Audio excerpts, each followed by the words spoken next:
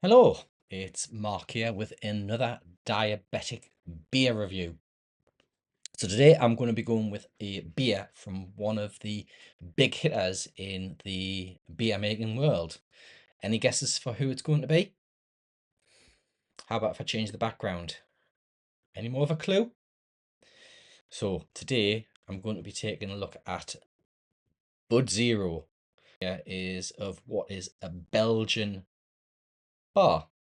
Well, that's because this Bud Zero is actually brewed rather than the United States. So it's a product that is more than likely manufactured under license. However, the owners of Budweiser more than likely own the particular brewery. It says here, brewed in Belgium by InBev Belgium.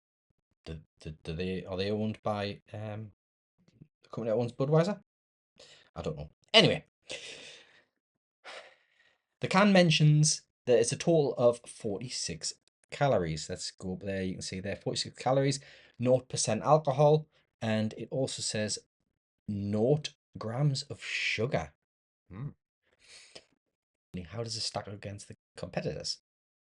Firstly, unlike other, this version doesn't have any artificial sweeteners added.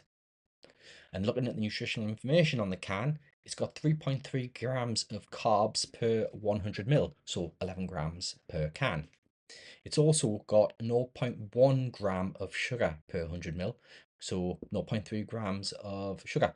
So they can say it's 0% sugar, based on the tiny amount that's got. It's alcohol free. And when you look at the graph here, you can see how it stacks up against the previous cans. It destroys the Bavaria and its carbohydrates and mainly the sugar. I mean, look at the difference there. Huge difference. But as I say, its alcohol shouldn't have the associated effects on diabetic that alcohol could induce. However, I mean, does it mean this beer is going to be dry, bitter, and flavourless? Well, it's a Bud. Make of that what you want. In terms of price, Morrison's have it available for $3.75 for a 4-pack, which makes it 94p per can. And that's cheaper than the Brooklyn Special Effects, but it's more than twice the price of the Bavaria. So how do they make it alcohol free? So I did a bit of research online to find some more information about how this is made, and this is what I found out. Bud Zero starts like a regular Budweiser, brewed with water, barley malt, rice, hops, and yeast. It then goes through vacuum distillation. The beer is gently heated under vacuum conditions, which lowers the boiling point of alcohol, preserving the delicate flavours within the beer. I'll come back to that in a second. It then goes through reverse osmosis. The beer is then passed through a semi-permeable membrane that filters out remaining alcohol molecules while retaining water and flavour components. It's then reconstituted after the alcohol is removed. The beer is then rebalanced to restore its original flavour, body, and taste, often by blending with water and natural flavours. So I said I was going to go back. It says that it goes through vacuum distillation to remove the alcohol. Now, as I've mentioned in a prior video, so when it comes to distillation, I know a little bit, not massively, but I know a little bit. But what I do know is alcohol, particularly at the higher strengths you find in whiskey, and certainly when you get has a lot of its flavors bound to the alcohol. So when you remove alcohol, invariably you're going to be taking some of that flavor with it. That's why when you dilute a whiskey down, that basically it causes the alcohol to lose its ability to bind itself with flavor because the alcohol is no longer at sufficient strength. It's diluted down. So initially you may get a hit of some nose aromas coming from the glass, but over a little bit of time it's starting to weaken. And certainly if you've left a whiskey over, the whiskey's not the same. It doesn't have the impactful flavour because the alcohol is evaporated off, and with it, it's taken those flavour compounds that have been bound to the alcohol into solution. So the reverse osmosis process through a permeable membrane. Again, the analogus with whiskey is you try to avoid whiskies that are at 40 to 45% ABV, because whiskies under 46% are generally chill filtered, because when whiskey sits at 46% ABV, it has the ability, as I mentioned, to bind with the flavour. But that also means it can get cloudy. And that cloudiness, for some companies, is an undesirable aesthetic. Part of the way that can remove cloudiness is chill filtration. And chill filtration removes flavour. So 40 to 45% strength whiskey may not necessarily have as much flavour as it did originally because it's been chill filtered.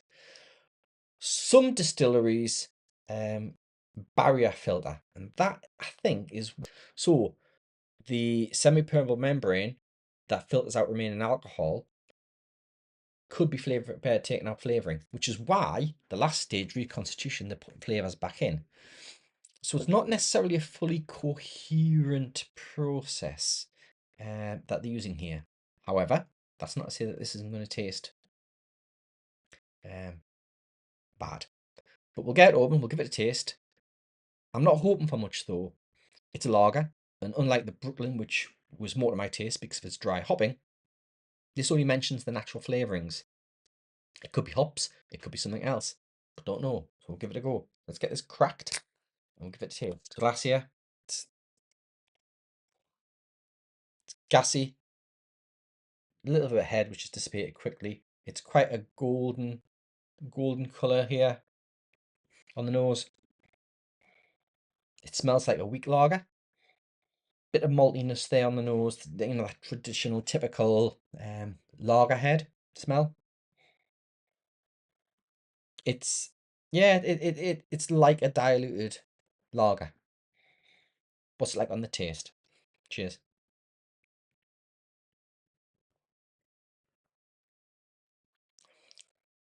It's initially thirst quenching. It's got that kind of slightly burnt malt note that I associate with lagers, but it's quite weak. It's quite dilute, the overall flavour sensation. Carbon dioxide, while it isn't, it's providing a bit of a flavour sensation there, like a soda water, just carbonated water, like carbonated mineral water. It's fizzing around on the tongue, and it's providing a sensation, a flavour, which you'll probably understand what that is if you drink any carbonated water, any soda waters.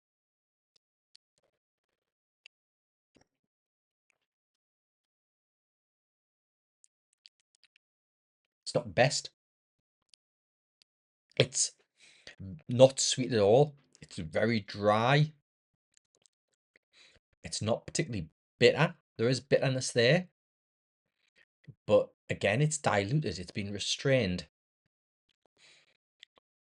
This, in a blind, whether I thought this was Budweiser, and I must admit I don't really drink Budweiser. Again, lager. Don't really do lagers. I wouldn't have said so. I would have said that this was probably an own brand, a supermarket own brand.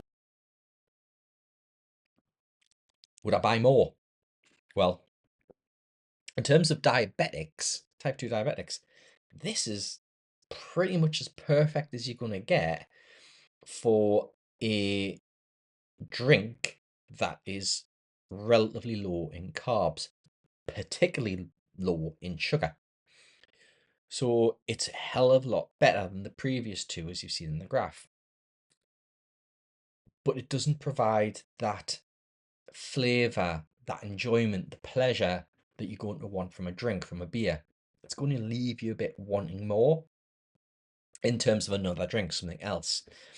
So in terms of the overall sensation, but if you are one of these people that can drink any beer and just enjoy it and not really crave anything particular, um, then this may be perfect for you.